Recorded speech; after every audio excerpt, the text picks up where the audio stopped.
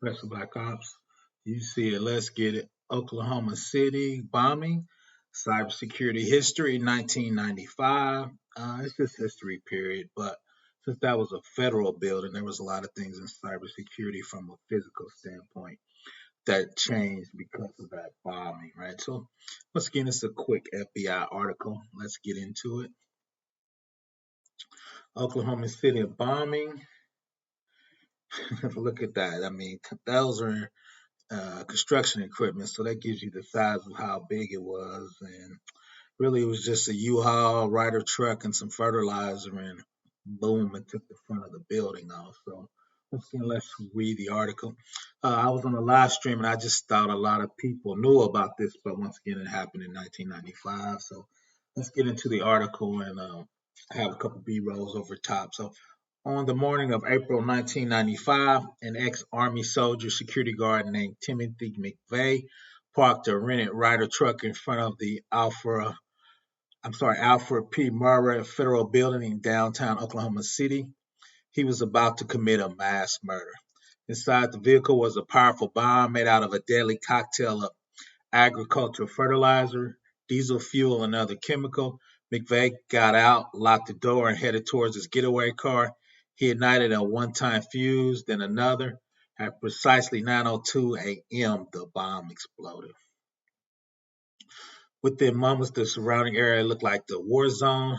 A third of the building had been reduced to rubble, with many floors flattened like pancakes. Dozens of cars were incinerated, and more than 300 nearby buildings were damaged or destroyed. So with the U-car truck, he damaged 300 nearby buildings, right? So that's a pretty big explosion. The human toll was still more devastating. 168 souls lost, including 19 children, with 700 more injured. So that federal building was a daycare center. It was the worst act of homegrown terrorism in the nation's history, coming on the heels of the World Trade Center bombing in New York 2 years earlier. The media and many Americans admittedly assumed that the attack was the handiwork of a Middle Eastern terrorist. The FBI, meanwhile, quickly arrived at the scene, began supporting rescue efforts and investigating the facts. Beneath the pile of concrete, twisted steels were clues, and the FBI was determined to find them.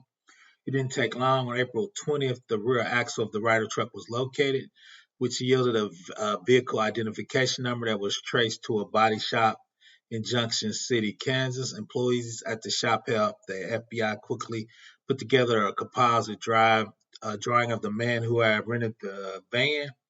Agent shows the drawing around town, and local hotel employees supplied the name Timothy McVeigh. So that's him. That's a picture of him. So that's a homegrown terrorist.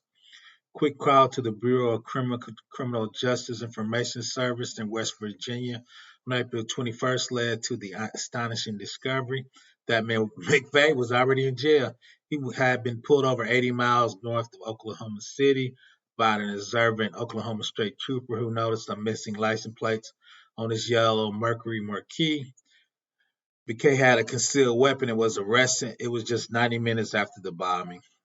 Dude ain't too bright, but that's just a picture of him. So in the end, the government that McVeigh had hated and hoped to topple swiftly captured him, convicted both him and his co-conspirator. So that was pretty much it. But once again, that's the devastation of a Ryder U-Haul like truck with fertilizer and some chemicals, and it took the front of the building off. So that's why you can't park in front of a lot of buildings. They have blast radius walls in front of buildings. So let's bring up a couple of those slides. Here, I did that. So let's hit the slideshow on that.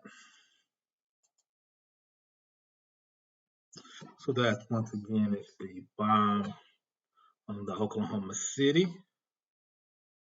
That's a standard U-Haul truck / Ryder truck that the chemicals were in.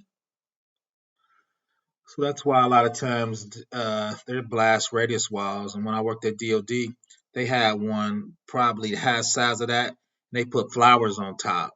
And a lot of times they let vines grow on those walls, so you don't really think of them as blast radius walls. Like, right, they got decorative hedges in front, put some flower strands on the top of it, and you don't think of it as the blast wall. But there you see the truck.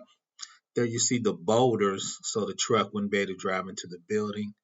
That's the blast wall. And if you look below ground, see how it's anchored, so it could take a severe blast. So when the blast happens, it will ricochet off and push it up and hopefully absorb a lot of that. So that's once again Timothy McVeigh.